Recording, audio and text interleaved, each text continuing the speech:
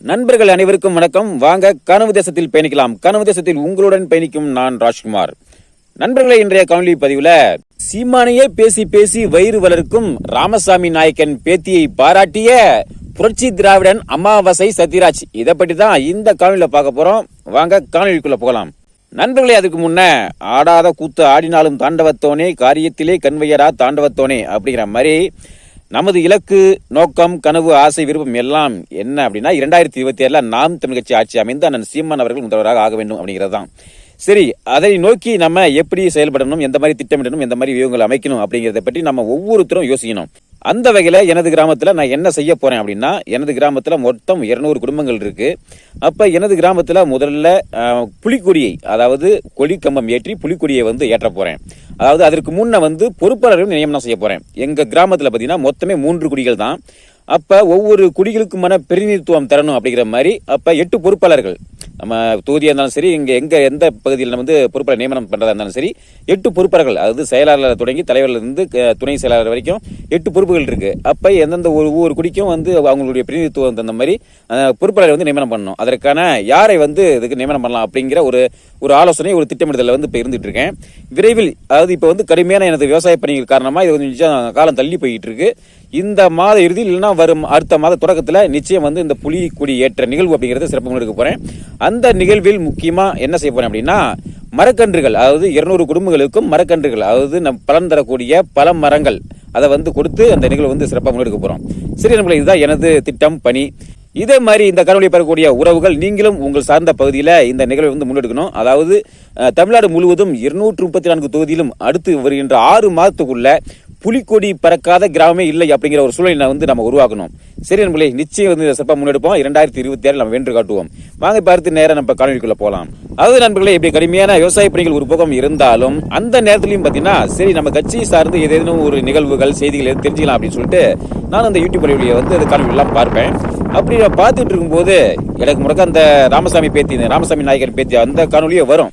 ஏன்னா அந்த ராமசாமி நாயக்கன் பேத்தி தன்னுடைய வலைவலியில முழுக்க முழுக்க நாம் தமிழ் கட்சியும் சீமானையும் சீமானின் தம்பி தங்களையும் வம்பு கிழித்து காணொலி போட்டுட்டு இருக்கு. அப்படிங்கும் போது நமக்கு அந்த காணொலி தொலைக்குது. என்ன பண்றது, அதையும் நம்ம பார்க்க வேண்டிய ஒரு சூழ்நிலை வந்துருது. காணொலியை முழுசா பாக்குறதெல்லாம் கிடையாது, அது என்னங்கிறத ஒரு தொடக்கத்துல அதை சும்மா என்னங்கிறத லைட்டா லேசா தான் பார்ப்பேன். அந்த வகையில இன்னைக்கு என் கண்ணில் பட்ட ஒரு காணொலி என்ன அப்படின்னா, அது இந்த அமாவாசை சத்யராஜ், அது இந்த புரட்சி திராவிடன் சத்யராஜ் இருக்காது பாத்தீங்களா, அவரு இந்த எனவே பேசுவோம் திராவிடத்துக்கு விட்டு கொடுப்போம் அப்படிங்கிற சேனலை பாராட்டி ஒரு இடத்துல பேசிட்டாருங்க. அதை எடுத்துட்டு இந்த மாதிரி என்ன சத்யராஜ் புகழ்ந்து பாராட்டிட்டாரு, புகழ்ந்து பேசிட்டாரு, திராவிடம்னா என்ன அப்படின்னு சொல்லிட்டு அதுக்கு சத்யராஜ் அதுக்கு விளக்கம் கொடுத்துட்டாரு அப்படிங்கிற மாதிரி ஒரு காணொலி போட்டிருக்கு. அதாவது சமீபத்தில் ஒரு நிகழ்வு நடந்திருக்கு. அந்த நிகழ்வுல சத்யராஜ் ஒரு சிறப்பு விருந்தினராக போயிருந்திருக்காரு. அதுல நம்ம புரட்சி திராவிடர் அமாவாசை சத்யராஜ் அப்படியே திராவிடத்தையும் அந்த நம்ம திமுகவையும் திமுகவுடைய அரசையும் ரொம்ப புகழ்ந்து ஆகோ ஓகோன்னு அப்படின்னு பேசியிருக்காரு. அதே சமயத்துல இன்னொன்னு என்ன குறிப்பிடாரு அப்படின்னா, இன்னைக்கு இந்த திராவிடத்தையும் இந்த திராவிட கருத்திலையும் இன்னைக்கு நிறைய பேருக்கு, நிறைய இளைஞர்கள் கொண்டு போய் சேர்க்கறதுக்கு நிறைய இளைஞர்கள் வந்துட்டாங்க. இன்னைக்கு யூடியூப் வளத்திலையும் இன்னைக்கு நிறைய பேர் பேசிட்டு இருக்காங்க அப்படிங்கிற மாதிரி சொல்லிட்டு நம்ம அந்த திராவிட ராமசாமி நாயக்கன் பேத்தியை அவருடைய சேனல் பேரையும் குறிப்பிடுறாரு. இந்த மாதிரி எனவே பேசுவோம் திராவிடத்துக்கு முட்டு கொடுப்போம், அந்த பொண்ணு கூட நல்லா பேசுது, நல்லா வச்சு செய்யுது, நல்லா கிழிச்சு எறியுது அப்படிங்கிற மாதிரி எல்லாம் ஒரு வார்த்தையை பயன்படுத்துறாரு. அப்ப இந்த புரட்சி திராவிடன் அமாவாசை சத்யராஜ் என்ன சொல்றாரு, என்ன சொல்ல வர்றாரு அப்படின்னா, கடந்த 10 நாளாவே அந்த யூடியூப் சேனல்ல போய் பார்த்தோம்னாவே அண்ணன் சீமானையும் நாம் தமிழ் கட்சியும் சீமானின் தம்பி தங்களையுமே வம்பு கிழித்து அது இதையும் கண்ட மணிக்கா பேசி வச்சிருக்கு. அப்ப இதுல இருந்து என்ன சொல்ல வராரு இந்த திராவிட புரட்சி திராவிடன் சத்யராஜ் என்ன சொல்ல வராரு அப்படின்னா, நாம் தமிழ் கட்சியும் சீமானின் தம்பி தங்களையும் இந்த பொண்ணு அப்படி கிழிச்சு, அதாவது விமர்சனம் பண்றது, தவறா அவதூறு பரப்புறது அப்படிங்கிறது ரொம்ப ரசிக்கிறாரு அப்படிங்கிறது தான் நமக்கு தோணுது. ஏன்னா அந்த எனவே பேசுவோம் திராவிடத்துக்கு முட்டு கொடுப்போம் அந்த சேனலை போய் பார்த்தா, அந்த திராவிட பேத்தி பேசுறத பார்த்தா எல்லாமே முழுக்க நாம் தமிழ் கட்சியும் சீமானையும் பத்தி தான், வேற எந்த டாபிக்கும் கிடையாது. ஆனா சீமானையும் நாம் தமிழ் கட்சியும் சீமானின் தம்பி தங்களையும் பேசாம எந்த ஒரு வீடியோவும் போறது கிடையாது.